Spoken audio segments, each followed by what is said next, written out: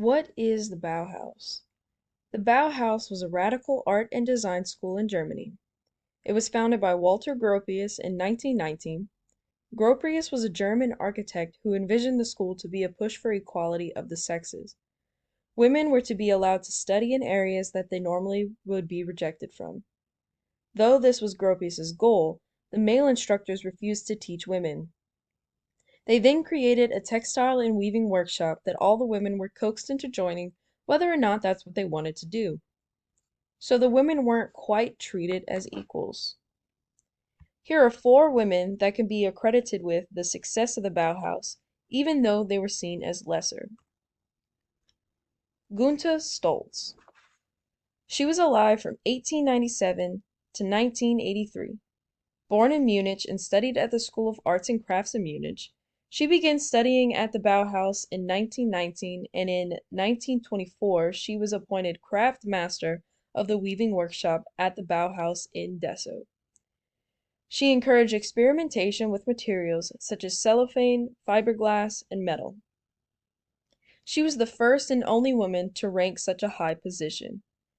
Despite her position, she did have a lower income than her male counterparts.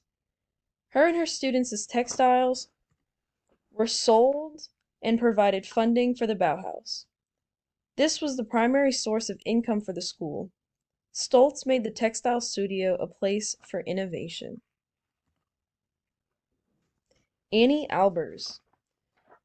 Albers started her artistic journey with lessons from a German painter, Martin Brandenburg. When first enrolled at the Bauhaus, she wanted to join the glassblowing studio. She was heavily advised to switch to weaving.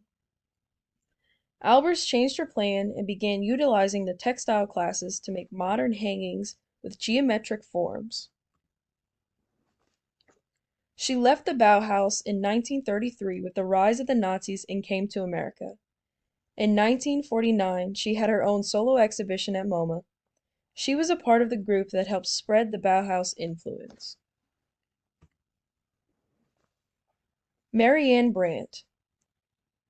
Marianne Brandt became the first woman to join the metal workshop at the Bauhaus. Before joining the school, she was already a trained sculptor and painter. Even though the instructor of the metal shop considered her to be one of the best students, she struggled adapting to the environment because of her male peers. They rejected her and told her that she was given the most tedious work to try and force her to switch to weaving. She stayed and then became the assistant to Moholy Nagy, and then replaced him as the interim head of metal class. When the Bauhaus relocated to Dessau, she created most of the light fixtures for the new building. Many of her designs were later seen as iconic expressions of the Bauhaus era. Lucia Moholy. Lucia never became a teacher at the Bauhaus, but she would teach photography to the Bauhaus students and her husband. Most of her work wrongfully accredited to either her husband or Walter Gropius. She took many photos of the Bauhaus, the students, and their work. When the Nazis were on the rise, she fled, leaving over 500 glass plate negatives behind. These were some of the only photographic documents of the Dessau period. She left them with Gropius, who eventually took claim to them as his own and used them in advertisement for the school.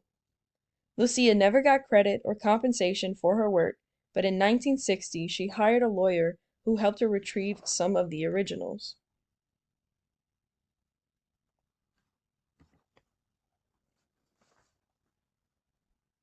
Over 400 women studied at the Bauhaus, which makes up about a third of its students. Slowly but surely, women entered all of the workshops they provided. Even though the Bauhaus didn't provide the perfect environment for equality, it was vastly ahead of its time.